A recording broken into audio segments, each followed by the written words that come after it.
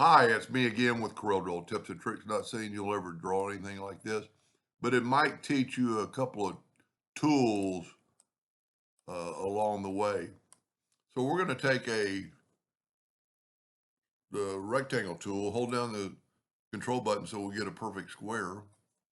I'm going to go in and hit P, put it in the center of the page, and I'm going to rotate it 45 degrees. Then I'm going to take a 2-point line, holding down the control button, and then I'm going to hit P with that. I'm going to go ahead and make that line like 36 points.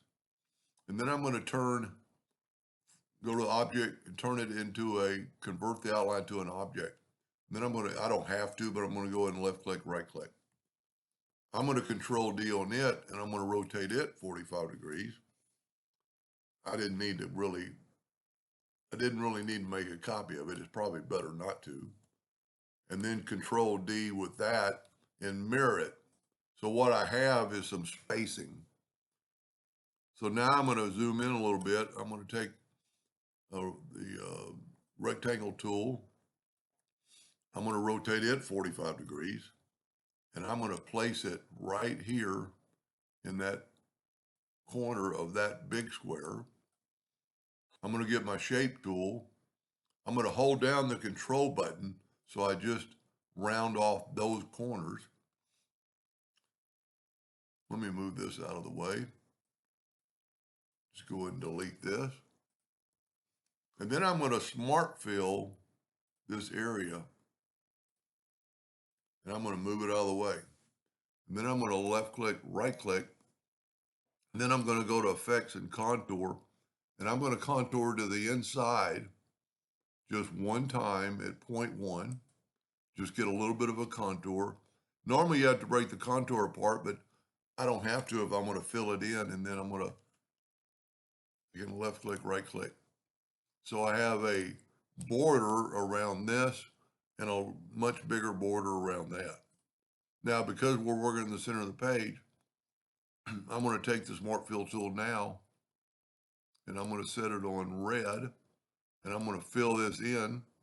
Then I'm going to get the interactive fill tool and I'm going to swipe across it. I'm going to put black in both corners. You don't have to use my colors or my ideas. But then I'm going to take a red and put it right in the middle. Whoop. I'm going to have to zoom in because you got to kind of be right on that line. You've got to hit that line. It's probably better to hit it off here and then you can move it to here and try to get it in the middle, like something like that. And I'm going to bring in have a little bit more black, try to get them on the corners. I'm going to go ahead and use yellow on that other one because it looked pretty good. I'm going to fill that in with yellow and see I'm getting some spacing around that. Then I'll get the interactive fill tool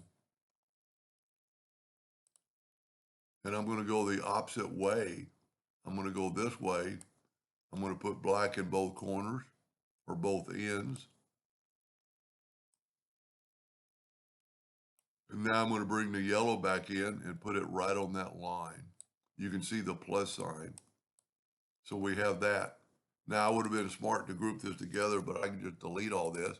And because we're working in the center of the page, I can control G and group that.